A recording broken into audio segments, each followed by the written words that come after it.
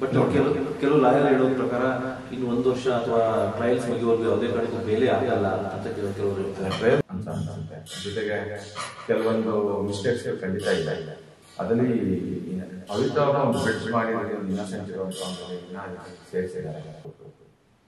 Sir actually last time ಏನಾಗಿತ್ತು ಅಂದ್ರೆ ಪವಿತ್ರ ಗೌಡ ಅವರಿಗೆ ಅಥವಾ ದರ್ಶನ್ ಅವರಲ್ಲಿ ಅಂದ್ರೆ ಬೇರೆ ಬೇರೆ ಜೈಲಿಗೆ ಶಿಫ್ಟ್ ಮಾಡುವಂತ ಕೆಲಸ ಮಾಡಿ ಅಂದ್ರೆ ಸ್ವಲ್ಪ ಏನೋ ರಾಜ್ಯಾದ್ಯಂತ ಕೊಡ್ತಾರೆ. ಸೊ ಈ ತರ ಜನರ ಹತ್ರ ಕಂಪ್ಲೇಂಟ್ಸ್ ಬರ್ತಾ ಇದೆ ಮಾಡಬೇಕು ಅಂದ್ರೆ ಅವಾಗೆಲ್ಲ ಸ್ಟ್ರೆಸ್ ಮಾಡ್ತಾರೆ. ಬೇರೆ ನಾರ್ಮಲ್ ಆಗಿರೋರೆಲ್ಲ ಸ್ವಲ್ಪ ಆರಾಮಾಗಿರ್ತಾರೆ. ಇವ್ರಿಗೆ ಅದು ಅಷ್ಟು ರೆಸ್ಟ್ರಿಕ್ಷನ್ ಜಾಸ್ತಿ ಇರ್ಬೋದು ಅನ್ಸುತ್ತೆ. ಒಬ್ಬ ನಾರ್ಮಲ್ ವ್ಯಕ್ತಿಗಿಂತ ಕಠಿಣವಾಗಿದ್ದಾರೆ. ನಿಮಗೆ ಗೊತ್ತಿರ್ಬೋದು, ನಾನು ಅಡ್ವೊಕೇಟ್ ನಾರಾಯಣ ಸ್ವಾಮಿ ಅವ್ರ ಜೊತೆ ಕೂತಿದ್ದೀನಿ. ಯಾವ ವಿಚಾರನ ಮಾತಾಡ್ತೀನಿ ನೀವು ಆಲ್ರೆಡಿ ಫೋನ್ ಮಾಡಿರ್ತೀರಾ. ಸೊ ನಟ ದರ್ಶನ್ ಅವ್ರ ವಿಚಾರ ಮಾತಾಡಕ್ ಬಂದಿದ್ದೀನಿ. ಏನಪ್ಪಾ ಅಂದ್ರೆ ಈಗ ಇಷ್ಟೆಲ್ಲ ಆಯ್ತು, ಬೇಲ್ ಕ್ಯಾನ್ಸಲ್ ಆಯ್ತು, ಈಗ ಆಲ್ರೆಡಿ ಅವರು ಜೈಲಲ್ಲಿದ್ದಾರೆ ವಿಚಾರಣಾಧಿ ಕೈದಿಯಾಗಿ. ಸೊ ಮುಂದಿನ ನಡೆ ಏನು ಅನ್ನೋದನ್ನ ತಿಳ್ಕೊಂತ ಹೋಗೋಣ. ಸರ್ ನಮಸ್ತೆ. ಸರ್ ಆಕ್ಚುಲಿ ಈಗ ನೆಕ್ಸ್ಟ್ ಈಗ ಸದ್ಯದಲ್ಲಿ ಈಗ ಪರಿಸ್ಥಿತಿ ಒಂಥರ ನಿಮ್ಗೆ ಒಂಥರ ಕನ್ಫ್ಯೂಷನ್ ಪರಿಸ್ಥಿತಿ ಇದೆ. ಸೊ ನೆಕ್ಸ್ಟ್ ಸ್ಟೆಪ್ ಏನಿದೆ ಸರ್? ನಟ ದರ್ಶನ್ ಅವ್ರ ಬಗ್ಗೆ ನಾನು ಮಾತಾಡಲ್ಲ, ಯಾಕಂದ್ರೆ ನಾನು ಅವ್ರ ವಕೀಲರಲ್ಲ. ಪವಿತ್ರ ಗೌಡ ಅವ್ರಿಗೆ ನಾನು ವಕೀಲನಾಗಿದ್ದೆ, ಈಗಲೂ ನಾನಿದ್ದೀನಿ.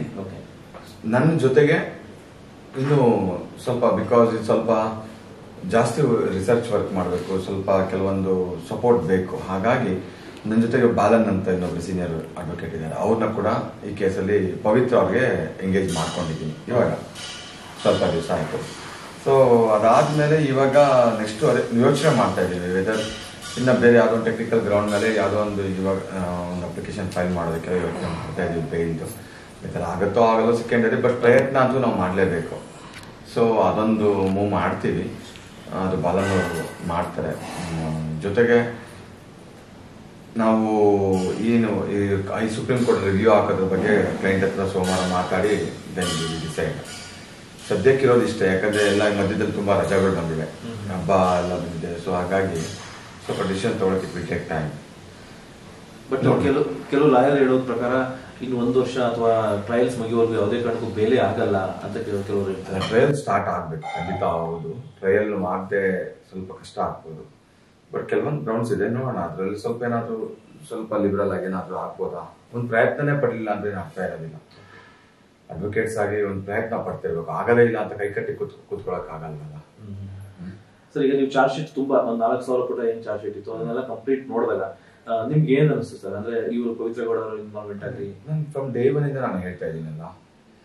ಸೊ ಈ ಚಾರ್ಜ್ ಶೀಟ್ ಏನಂದ್ರೆ ನೋಡೋದಕ್ಕೆ ವೆರಿ ಬ್ಯೂಟಿಫುಲ್ ಆಗಿದೆ. ಅದರೊಳಗಡೆ ಇರ್ತಕ್ಕಂಥ ಮೆಟೀರಿಯಲ್ಸ್ ಅದ್ರಲ್ಲಿ ಬಹಳ ಲೂಪ್ ಹೋಲ್ಸ್ ಇದೆ. ಆಮೇಲೆ ಇದು ಜಸ್ಟ್ ಒಂದು ಮೀಡಿಯಾ ಅಟೆನ್ಷನ್ಗೋಸ್ಕರ ಏನೋ ಮಾಡಿರ್ಬೋದೇನೋ ಅಂತ ಅನ್ಸುತ್ತೆ. ಜೊತೆಗೆ ಕೆಲವೊಂದು ಮಿಸ್ಟೇಕ್ಸ್ಗಳು ಖಂಡಿತ ಇದೆ.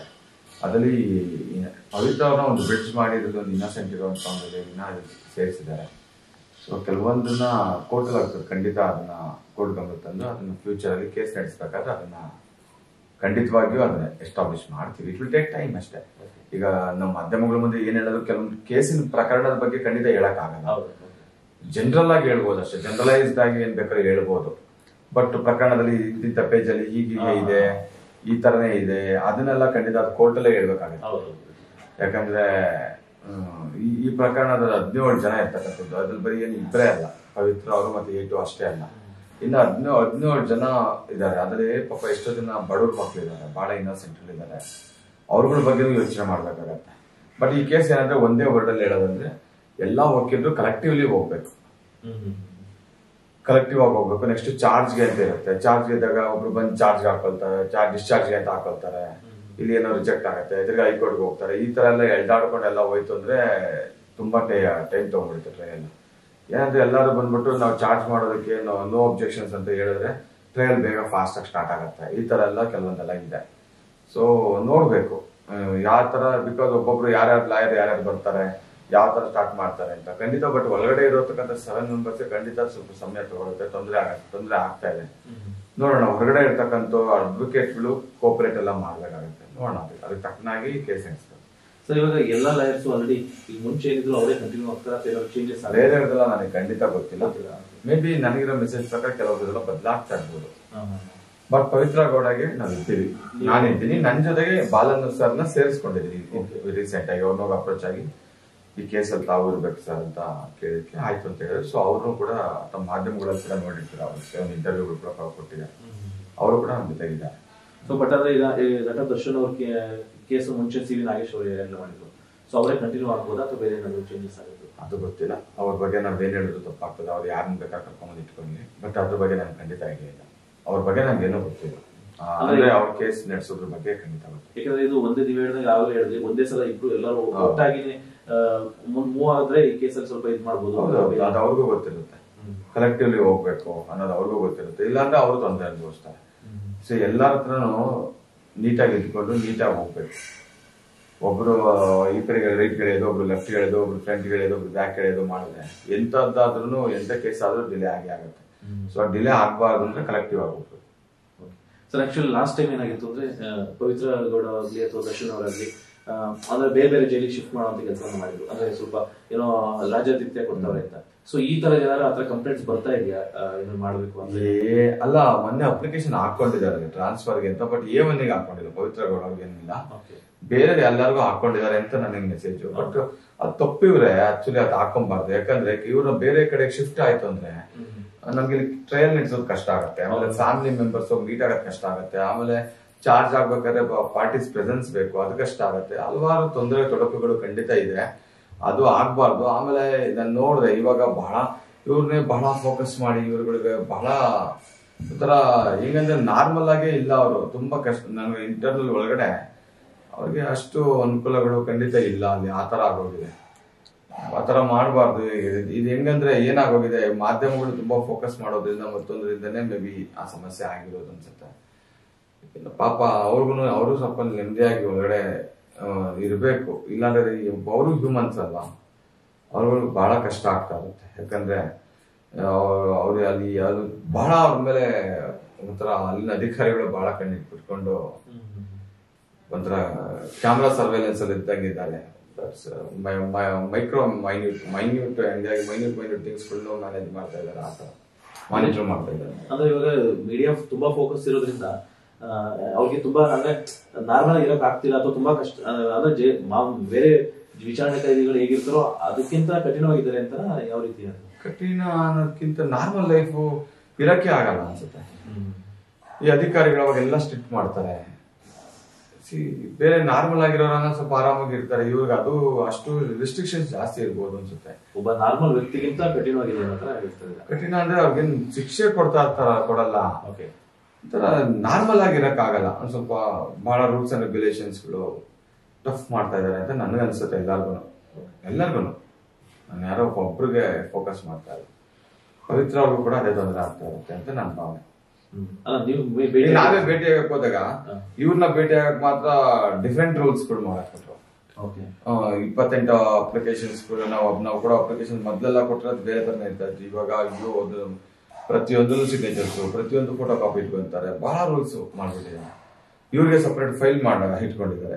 ಅದೆಲ್ಲ ಮಾಡಬಾರ್ದು. ಜೈಲಧಿಕಾರಿಗಳು ಕೂಡ ಅಷ್ಟೊಂದು ಇದು ಮಾಡಿ ಎಲ್ಲಾರನ್ನು ಈಸಿಯಾಗಿ ಬಿಟ್ಟು ಇವ್ರುಗಳಿಗೆ ಮಾತ್ರ ಅಷ್ಟೊಂದು ಟೈಟ್ ಆ ತರ ಮಾಡಬಾರ್ದು ಅಂತ ನನ್ನ ಭಾವನೆ. ನೋಡೋಣ, ಅದು ಕೋರ್ಟಿನ ಗಮನಕ್ಕೂ ಕೂಡ ತರ್ತೀನಿ. ನೋಡೋಣ. ಸರ್ ಭೇಟಿ ಆಗಿದ್ರೆ ಸರ್ ಪವಿತ್ರ ಅವ್ರನ್ನ ಮಾತ್ರ ಒಂದ್ಸಲ ಭೇಟಿ ಆಗಿದೆ. ಬಟ್ ಸರಿಯಾಗಿ ಮಾತಾಡಕ್ ಆಗಿಲ್ಲ. ಸೋಮವಾರನೂ ಇನ್ನೊಂದ್ಸಲ ಭೇಟಿ ಆಗಿದೆ.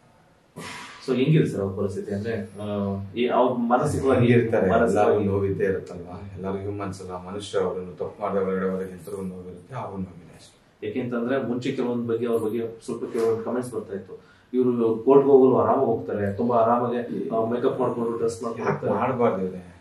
ಅದೆಲ್ಲ ತಪ್ಪಿವ್ರೆ. ಸಣ್ಣ ಅವರ ಪರ್ಸನಲ್ ಥಿಂಗ್ಸ್ ಗಳ ಬಗ್ಗೆ ನಾವು ಕೇಳಲೇಬಾರ್ದು. ಒಬ್ರು ಮನುಷ್ಯರಾಗಿ ನಾರ್ಮಲ್ ಆಗಿರಕ್ ಬಿಡ್ಬೇಕು. ನಾವು ಅವ್ರನ್ನ ನಾರ್ಮಲ್ ಆಗಿ ಇರಕ್ ಬಿಡ್ಲಿಲ್ಲ ಅಂದ್ರೆ ಅವ್ರನ್ನ ನಾವು ಕಟ್ಟಾಕಕ್ ಹೋಗ್ತಾ ಇದೀವಿ. ಅವ್ರು ನಾರ್ಮಲ್ ಆಗಿ ಬದುಕಕ್ ಬಿಡ್ಬೇಕಲ್ವಾ. ಅವ್ರು ಹ್ಯೂಮನ್ಸ್ ಅಲ್ವಾ. ಕೋರ್ಟ್ಗೆ ಹೋದಾಗ ಅವ್ರು ಹಿಂಗೆ ಎಲ್ಲ ಅವ್ರು ಹೆಂಗ್ರೆ ಅವ್ರಿಗೇನು ಇಲ್ಲ ಒಂಥರ ಹೆಂಗೋ ಬರ್ಬೇಕಾಗಿತ್ತು. ಅವ್ರು ನೀಟಾಗಿ ಒಂದು ಕೋರ್ಟ್ ಒಂದು ಗೌರವ ಹೆಂಗ್ ಬರ್ಬೇಕು ಹಂಗ್ ಬರ್ತಿದ್ರು. ಇವಾಗ ಜೈಲಲ್ಲಿ ಹೆಂಗಾಗೋಗಿದೆ ಅಂದ್ರೆ ಇವರು ಜೈಲಲ್ಲಿ ಏನ್ ಮಾಡ್ತಾರೆ, ಕೋರ್ಟಲ್ಲಿ ಏನ್ ಮಾಡ್ತಾರೆ, ಮನೇಲಿ ಏನ್ ಮಾಡ್ತಾರೆ, ಇದೇ ಒಂದು ದೊಡ್ಡ ನ್ಯೂಸ್ ಆಗೋಗಿದೆ. ನಾನು ಹೇಳೋದು ಮಾಧ್ಯಮದವ್ರಿಗೆ ಸ್ವಲ್ಪ ಸಮಾಜಕ್ಕೊಂದು ಗುಡ್ ಸಂದೇಶ ಕೊಡುವಂಥದ್ದು ಏನಾದ್ರು ಕೊಟ್ರೆ ನಿಜವಾಗ್ಲೂ ಒಳ್ಳೆಯದು. ಇನ್ನು ಗುಡ್ ಸಂದೇಶಗಳು ಕೊಡಿ. ಇದನ್ನ ಕೊಡೋದನ್ನ ಅರ್ಥ ಇಲ್ಲ. ಬಟ್ ಎಲ್ಲೋ ಇದೊಂದು ತುಂಬಾ ಹೈ ಪ್ರೊಫೈಲ್ ಕೇಸ್ ಆಗಿರೋದ್ರಿಂದ ಇದು ಬೇರೆ ಜನಗಳಿಗೆ ಅಂದ್ರೆ ಬೇರೆ ತಪ್ಪು ಮಾಡುವಂತವ್ರಿಗಾಗ್ಲಿ ಮುಂದೆ ಏನಾದ್ರು ಎಚ್ಚರಿಕೆಯಿಂದ ಇರೋಕೆ ಒಂದು ಸಂದೇಶ ಆಗಿದೆ ಅಂತ ಕೆಲವರು. ಏನಿಲ್ಲ, ಎಲ್ಲಾ ನ್ಯೂಸ್ಗಳು ಇದೇ ತರನೇ ಕೊಟ್ರೆ ಎಲ್ಲರಿಗೂ ಸಂದೇಶ ಎಚ್ಚರಿಕೆ ಹೋಗುತ್ತೆ. ಅದೇನು ಈ ಕೇಸಿಗೆ ಮಾತ್ರ ಫೋಕಸ್ ಮಾಡೋದು ಏನು ಅರ್ಥ ಇಲ್ಲ. ಇದೊಂದೇ ಕೇಸ್ಗೆ ಸ್ಪೆಷಲ್ ಆಗಿ ಅಟೆನ್ಷನ್ ಕೊಡೋದಕ್ಕಿಂತ ಇದೇ ತರ ಹಲವಾರು ಪ್ರಕರಣಗಳು, ಎಷ್ಟೋ ಪ್ರಕರಣಗಳಿರುತ್ತೆ. ಸೊ ಎಲ್ಲಾ ಪ್ರಕರಣಗಳಿಗೂ ಇದೇ ತರನೇ ಮಾಡಿ, ಅವಾಗ ಖಂಡಿತವಾಗಿಯೂ ಜನಗಳಲ್ಲಿ ಎಚ್ಚರಿಕೆ ಬರುತ್ತೆ. ನಿಜವಾಗ್ಲೂ ಸಮಾಜಕ್ಕೆ ಸಂದೇಶ ಕೊಡೋದೇ ಉದ್ದೇಶ ಆಗಿದೆ. ಅದು ಎಲ್ಲಾ ಪ್ರಕರಣಕ್ಕೂ ಕೊಡಿ, ಅವಾಗ ನೋಡಿ ಖಂಡಿತ ಸಮಾಜ ಸುಧಾರಣೆ ಆಗುತ್ತೆ. ಎಲ್ಲ ಮಾಧ್ಯಮದವರೆಗೂ ಕೇಳ್ಕೊಳ್ಳೋದು. ಸರ್, ಇನ್ನೊಂದು ಕ್ವಶನ್ ಏನಪ್ಪಾ ಅಂದ್ರೆ, ಆಕ್ಚುಲಿ ಈಗ ರೇಣುಕಾಸ್ವಾಮಿ ಅವರು ಮನೆಯವರು ಒಂದು ವೇಳೆ ಆಗಿದ್ದು ಆಗೋಯ್ತು, ನಡೆದೋಯ್ತು, ಬೇರೆ ಏನು ಮಾಡಕ್ಕಾಗಲ್ಲ, ಇಷ್ಟು ದಿನ ಶಿಕ್ಷೆ ಅನುಭವಿಸಿದ್ ಸಾಕು, ಅದು ನಿಮ್ದು ತಪ್ಪಿದೆಯೋ ಇಲ್ವೋ ಸೆಕೆಂಡ್ರಿ ಅಂತ ಏನಾದ್ರು ಕೇಸ್ ವಾಪಸ್ ತಗೊಂಡ್ರೆ ಈ ಕೇಸ್ ಕೂಡ ಕೇಸ್ ವಾಪಸ್ ತಗೊಳ್ಳೋದು ಕೇಸ್ ಅಲ್ಲ, ಇದು ಕಾಂಪೌಂಡಬಲ್ ಅಫೆನ್ಸ್ ಅಲ್ಲ. ಕೇಸ್ ನಡೀಬೇಕು, ಕೇಸ್ ನಡೆಸಿ ಕೇಸ್ ಅವ್ರ ಸಾಕ್ಷಿ ಏನಾದ್ರು ವೀಕ್ ಆದ್ರೆ, ವಿಟ್ನೆಸ್ ಅಥವಾ ಹಾಸ್ಟೆಲ್ ಆದ್ರೆ ಆತರ ಏನೋ ಮಾಡ್ಬೋದು. ಬಟ್ ಕೇಸ್ ವಾಪಸ್ ತಗೊಳ್ಳೋಂತ ಕೇಸ್ ಅವ್ರು ತೊಗೊಳಕ್ಕಾಗಲ್ಲ.